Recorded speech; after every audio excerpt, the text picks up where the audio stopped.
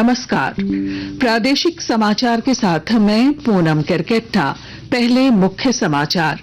झारखंड उच्च न्यायालय ने पूर्व मुख्यमंत्री हेमंत सोरेन को जमीन घोटाला मामले में दी जमानत। प्रवर्तन निदेशालय ने सोरेन को 31 जनवरी को किया था गिरफ्तार।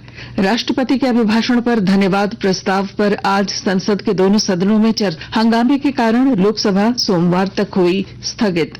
मौसम विभाग के अनुसार 30 जून तक पूरे राज्य में मानसून की बारिश की संभावना। रांची सहित कई जिलों में आज हो सकती है बारिश। और 63वीं सुब्रतो कप फुटबॉल प्रतियोगिता हजारीबाग में हुई शुरू। 15 और 17 वर्ष के आयु वर्ग के बालक बालिकाएं ले रहे हैं हिस्सा। और अब समाचार विस्तार से। जमीन घोटाला मामले में झारखंड हाईकोर्ट ने राज्य के पूर्व मुख्यमंत्री हेमंत सोरेन को जमानत दे दी है। जमीन घोटाला मामले में पूर्व मुख्यमंत्री हेमंत सोरेन को 31 जनवरी को गिरफ्तार किया गया था। रांची के बड़गाई अंचल जमीन घोटाला मामले में हेमंत सोरेन की जमानत याचिका पर 13 जून को सुनवाई पूरी हो गई थी। दोनों पक्षों की बहस सुनने के बाद झारखंड हाईकोर्ट के जस्टिस रंगन मुखोपाध्याय ने आदेश सुरक्षित रख लिया था। जमीन घोटाला मामले में आरोपी झारखंड के पूर्व मुख्यमंत्री एवं जेएमएम के नेता हेमंत सोरेन की जमानत याचिका पर आज माननीय न्यायमूर्ति रंगन मुखोपाध्याय की अदालत ने फैसला सुना दिया है और उन्हें जमानत की सुविधा प्रदान की है। इस मामले की सुनवाई पूर्व में 13 जून को पूरी कर ली गई थी और फैसला सुरक्षित था, जिस पर आज फैसला माननीय अदालत ने सुना दिया है। नीट प्रश्न लीक मामले में सीबीआई 4 दिनों से हजारीबाग में जांच कर रही है। बुधवार से ओएसिस स्कूल के प्रिंसिपल एहसान उल हक सीबीआई की टीम ने अपने हिरासत में रखा है। कल दिन भर सीबीआई की टीम शहर के विभिन्न इलाकों में पूछताछ और साक्ष्य की तलाश करती रही। इस दौरान स्कूल के प्रिंसिपल एहसान उल हक को उनके स्कूल के दफ्तर भी लाई थी और वहां भी उनसे 2 घंटे पूछताछ की गई।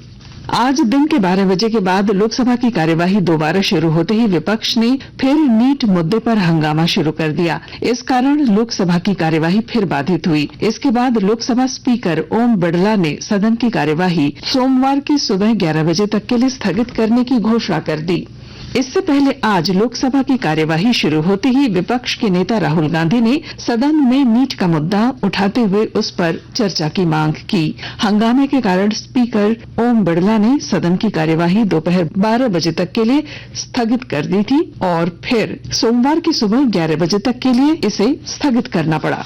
रांची पुलिस ने वर्ष 2024 में अब तक नशे के कारोबार में संलिप्त 155 आरोपितों को गिरफ्तार किया है। इस दौरान अफीम, डोडा, ब्राउन शुगर, गांजा काफी मात्रा में बरामद किया गया। रांची के एसएसपी चंदन कुमार सिन्हा ने बताया कि रांची पुलिस के जरिए विभिन्न थाना क्षेत्रों के सुदूरवर्ती जंगली और दुर्गम क्षेत्रों में अफीम की अवैध फसल को न केवल नष्ट किया गया है बल्कि विधि सम्मत कार्रवाई करते हुए कई मामले भी दर्ज किए गए हैं। अब तक विभिन्न थाना क्षेत्र में 53 स्थानों पर सैकड़ों एकड़ में की जा रही अफीम की अवैध खेती को नष्ट करते हुए 9 मामले दर्ज किए गए हैं, जिसमें एक आरोपित की गिरफ्तारी की गई है। इस संबंध में अन्य एजेंसी से समन्वय स्थापित करते हुए अफीम की अवैध खेती का सैटेलाइट इमेज प्राप्त कर अफीम की खेती वाले हॉटस्पॉट स्थलों को चिन्हित कर कार्रवाई की गई है।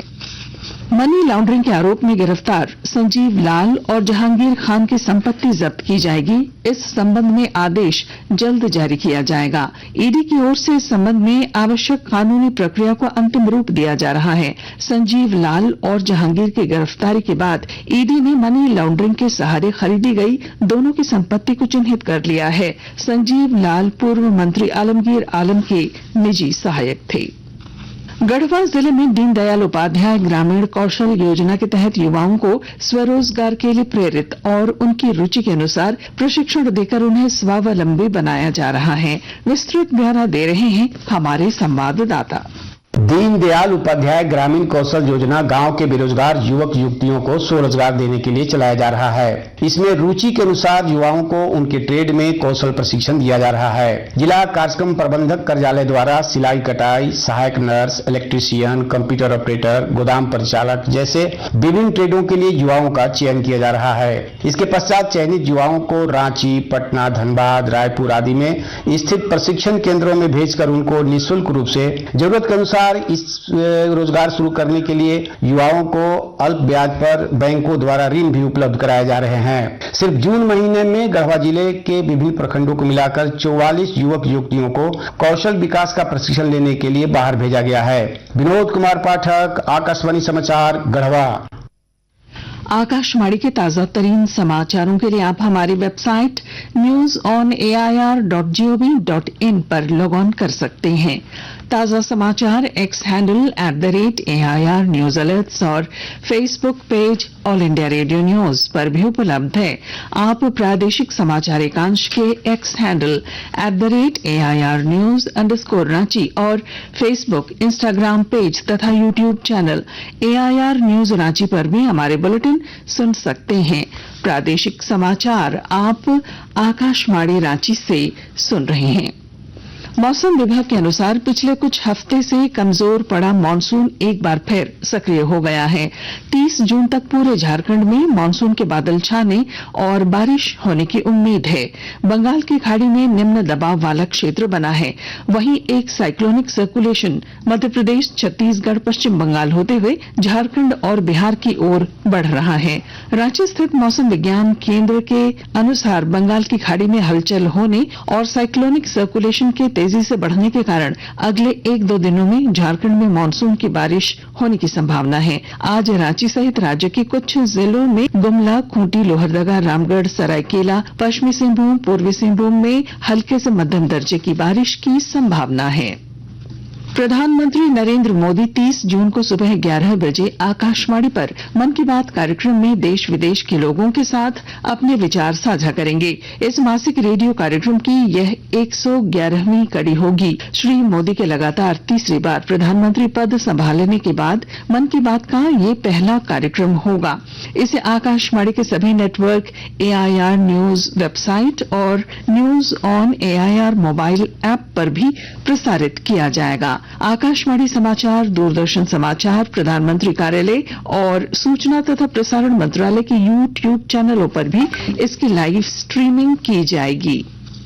63वीं सुब्रतो कप फुटबॉल प्रतियोगिता 2024-25 का शुभारंभ हजारीबाग के करजन ग्राउंड स्टेडियम में किया गया। उपायुक्त नैन्सी सहाय, जिला शिक्षा पदाधिकारी प्रवीण रंजन, अतिरिक्त जिला कार्यक्रम पदाधिकारी सुनीला लकड़ा और जिला खेल पदाधिकारी कैलाश राम ने दीप प्रज्वलित कर कार्यक्रम की विधिवत शुरुआत की। खेल का शुभारंभ कटकम सांडी और विष्णुगढ़ के बीच आयोजित मैच से हुआ। प्रतियोगिता में सभी 16 प्रखंडों से 15 और 17 वर्ष के बालक बालिका अपने खेल का प्रदर्शन करेंगे।